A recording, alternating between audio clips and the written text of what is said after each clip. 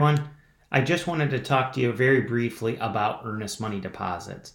I am involved in earnest money deposit disputes all the time, and I just wanted to clear up a couple of things in regards to them. First of all, they are actually not required to make a contract binding. So even though they are almost on every contract, earnest money is not binding. The second thing is, at Key Realty, every earnest money deposit is held at the title company. Now, if the listing broker wants to hold the earnest money, that's fine. But just know that we do not, as a company, hold any earnest money.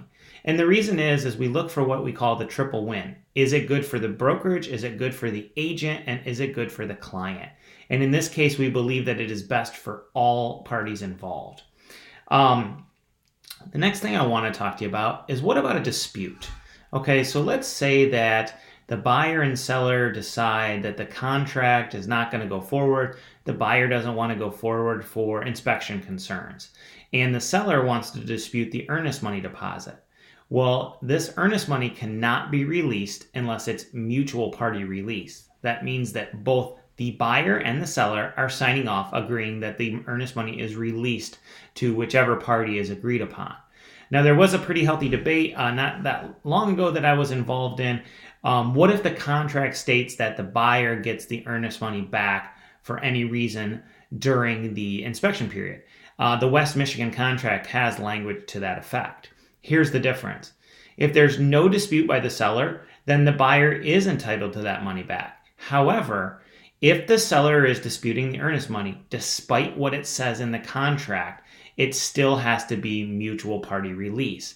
You cannot just release it back to the buyer, even though it states so in the contract.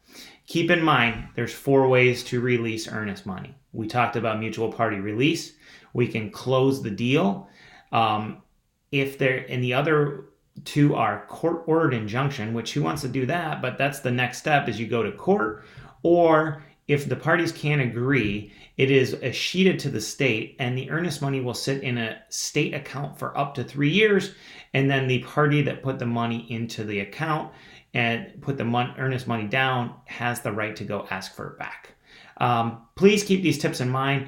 This stuff happens all the time. This is going to be one of your biggest disputes when dealing with contracts. Good luck, everybody. Have a wonderful week.